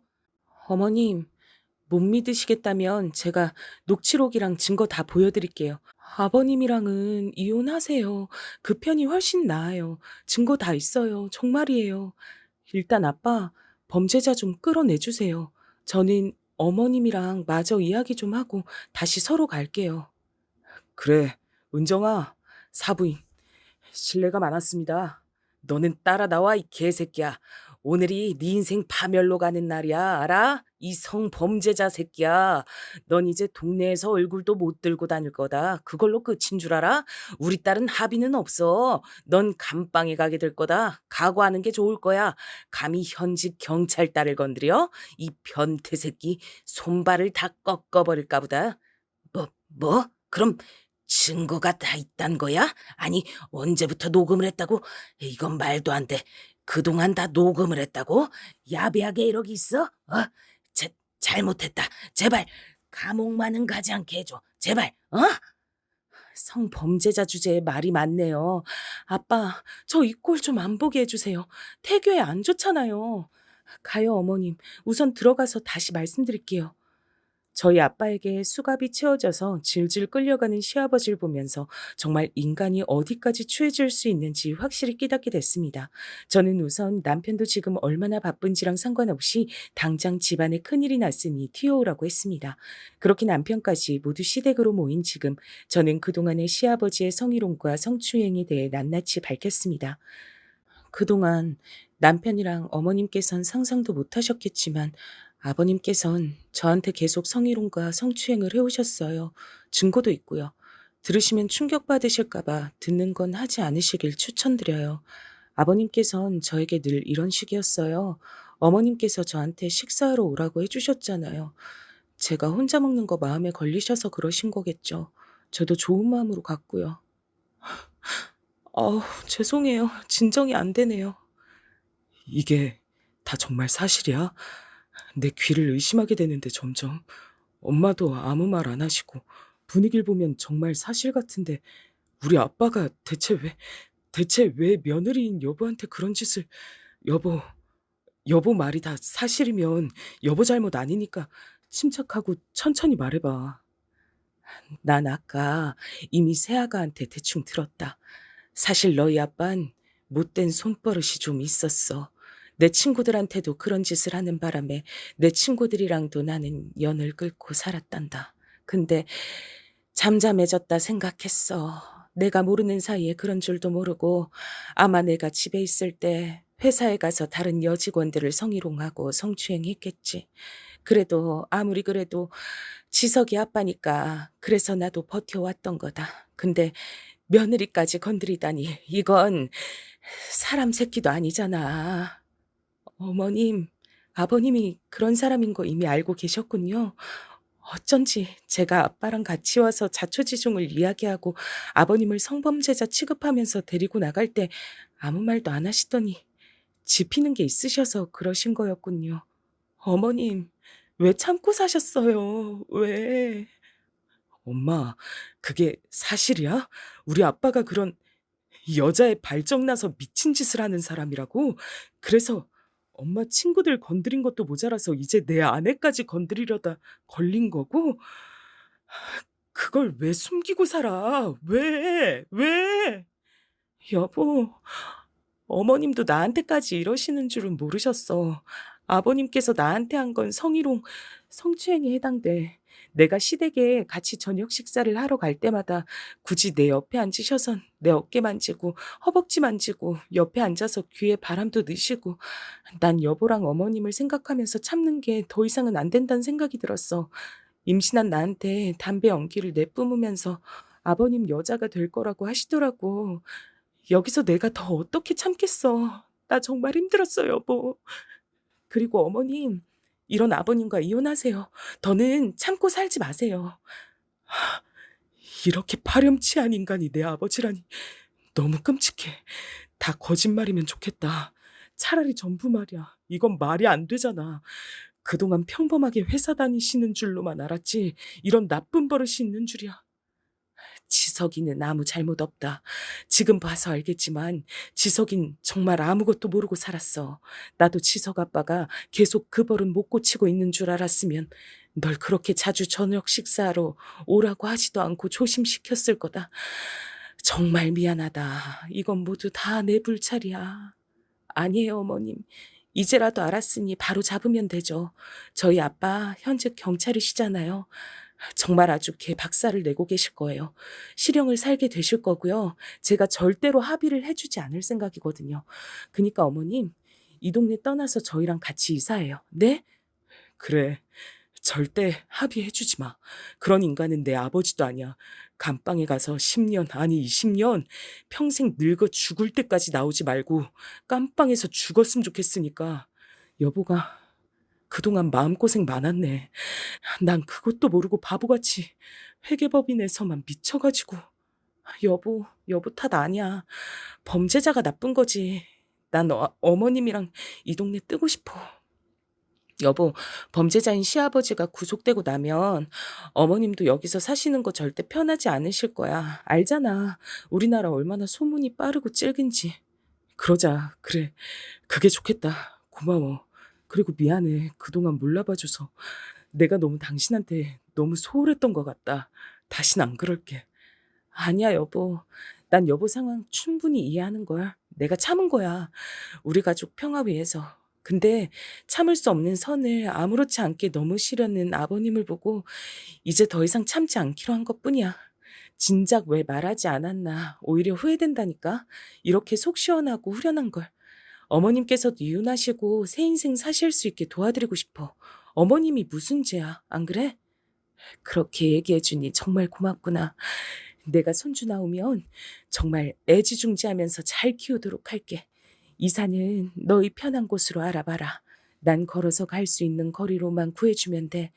이 집 빼고 나 혼자 살 거니까 큰 집도 필요 없다. 이 집 팔고 남는 돈은 너희 써라. 난 내 살 집 하나면 되니까. 감사해요, 어머님. 저희랑 계속 근처 살아요. 어머님도 새 인생 사셔야죠. 정말 감사해요. 솔직하게 다 말씀해 주셔서요. 앞으로도 잘해봐요. 우리가 잘못한 건 아무것도 없잖아. 엄마, 여보, 나는 오늘 일 절대로 못 잊을 것 같아. 평범한 회사원이기만 한 줄 알았던 아빠가 그런 더러운 버릇을 가진 범죄자였단 걸 알게 된, 그리고 그럼에도 나랑 엄마랑 여보는 여전히 가족이란 거. 범죄자는 어떻게 살든 아무도 신경 쓰지 말고 정말 우리만 생각하고 살자. 그러고 살아요. 네? 여보, 그러자. 자책하지 말고 우린 우리에게 주어진 현재를 살자. 우리 아가도 곧 태어날 거잖아. 할아버지는 우리 아빠만으로도 충분한 걸. 그래, 그러자꾸나. 내 소중한 손주한테 그런 범죄자를 만나게 할 수는 없지. 존재 자체도 숨기자고 죽은 걸로 하자꾸나. 콱 그냥 죽어버렸으면 좋겠는 심정이야, 지금. 솔직히. 어머님, 그동안 잊고 살았던 안 좋은 기억들 다 떠오르게 해서 죄송해요. 이제 다 잊고 편히 쉬세요. 저희랑 같이 손주 보시면서 알콩달콩 그렇게 다시 시작해요. 네? 그래, 엄마. 엄마도 충격이 컸을 거고 여보도 그랬을 텐데 우리가 너무 오래 얘기했다. 그치? 어차피 장인어른께서 사건 경위는 다 말씀해 주실 테니까 우린 안정을 취하고 있자. 엄마 너무 마음 쓰지 마요. 이제 엄마 인생에서 아무 상관도 없는 사람이니까 이혼 바로 하면 되잖아. 그래, 그러는 게 좋겠다. 이렇게 된 마당에 이혼 못할 거 없지. 우리 아들 지석이도 다 커서 어엿한 가정 꾸렸는데 내가 이혼한 게 뭐가 흠이라고. 게다가 그런 범죄자 손주로 크게 할 순 없다. 얼른 하루빨리 이혼하고 털어버려야겠어. 손버릇 안 좋을 때부터 그냥 콱 신고를 해버렸어야 하는 건데 그때는 그냥 내 친구들이랑 연을 끊고 내가 회사를 안 다니면 될 줄 알았어. 근데 그런 더러운 욕망엔 끝이 없었던 거구나. 이럴 때 우리 사돈이 현직 경찰이라는 게 참 다행이다. 이런 일이 사실 그냥 가족끼리면 원만히 합의 보라고 하는 것도 있을 거거든. 요즘 세상인데도 말이야. 그런데 현직 경찰로 사돈께서 든든히 지키고 계시니까 나도 추가 진술을 하는 게 그 인간 죄값 치르는 게 도움이 되지 않을까 싶네. 어머님 괜찮으시겠어요? 죗값이야 더 과중되겠지만 어머님께서 내키지 않으시면 굳이 나서지 않으셔도 돼요. 충분히 죗값 치르게 할게요. 하지만 어머님께서 그 인간한테 제대로 죗값 치르게 하고 싶어서 그러시는 거라면 진술하시는 거 찬성이에요. 맞아, 엄마. 괜히 무리하지 말고. 엄만 지금도 충분히 힘들 텐데.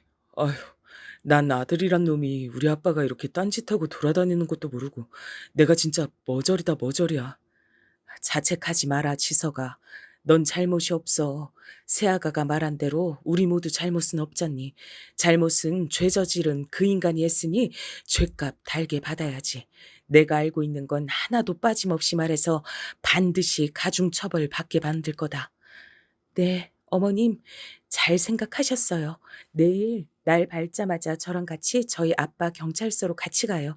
가서 아주 죄값 제대로 치를 수 있게 진술하고 오자고요. 세아가 말이 다 맞다.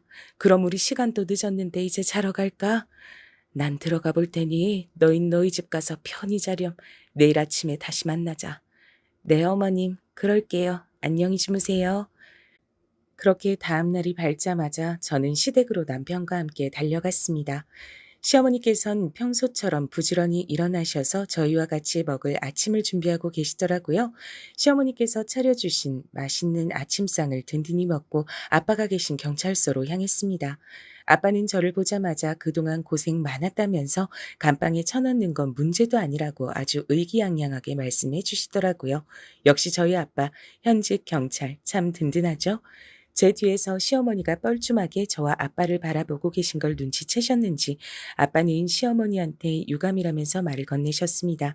그랬더니 시어머니께선 그동안 저희 남편에 대해서 말씀 안 드린 게 있다면서 가중처벌이라도 받을 수 있게 진술하고 싶다고 하셨고요.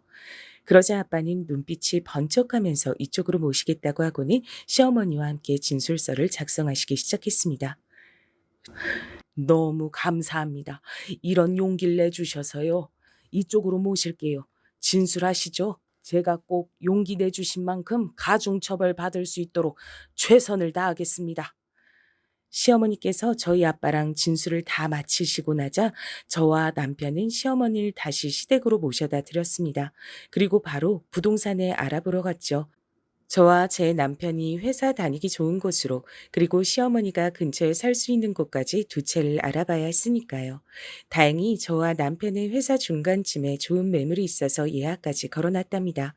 아빠한테 전화가 와서 받아보니 아빠가 아무래도 저한테만 이러지 않을 것 같아서 안 그래도 시아버지를 잡아두고 시아버지 회사에 전화해서 물어보니 거기서 처음엔 쉬쉬하다가 경찰이라고 바른 대로 말하라고 거짓을 말하면 다 같이 깜빵에 쳐놓겠다고 으름장을 놨더니 그제서야 시아버지가 회사 여직원들을 성희롱하고 성추행한 걸로 계속 문제를 일으켜서 지금까지도 계속 승진이 밀리고 있었다는 것을 말해줬다는 겁니다.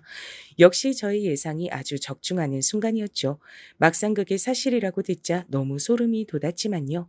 아빠께선 현직 경찰의 딸을 건드린 만큼 모든 걸 다 수사하고 걸고 넘어져서 어떻게든 감방에 오래 살게 하겠다고 인생 파멸되는 거 한순간이라고 하면서 걱정 말라고 해주시더라고요. 저는 너무 든든했습니다. 그리고 이 소식을 남편과 시어머니한테도 전했죠. 시어머니는 그 인간 그럴 줄 알았다면서 본인도 추가 진술하길 참 잘한 것 같다며 안도하셨습니다. 저는 이제 출산을 앞두고 있습니다. 이사도 곧 가게 되었고요. 시어머니와 남편은 그대로 제 곁에서 저와 제 아이를 지켜줄 겁니다. 그 사람들이 좋은 사람들이고 소중한 사람들이라는 건 변하지 않는 사실이니까요. 저희 친정엄마, 친정아빠도 제 뱃속의 아이를 간절히 기다리고 있는데요. 요즘처럼 행복한 때가 또 없는 것 같습니다. 물론 출산의 고통에 대해 찾아볼 땐 손발이 저릿할 정도로 공포가 몰려오긴 하지만요. 그래도 제 아가에게 범죄자 할아버지는 떼놓을 수 있어서 조금 더 안전하고 정의로운 세상에서 살 수 있도록 할 수 있어서 참 다행이란 생각을 합니다. 성추행, 성희롱 이런 건 절대 참지 마세요. 저도 이번 일을 통해 뼈저리게 깨달았거든요. 참으면 괜찮은 줄 안다는 걸요. 그 상대가 시아버지든 시할아버지든 깜빵에 가게 만들면 된다는 것을요. 저희 시어머니는 제 바람대로 시아버지와 바로 이혼을 해버리셨고 저희 신혼집 근처로 이사 준비를 하고 계십니다. 저의 긴 사연 끝까지 들어주셔서 감사합니다.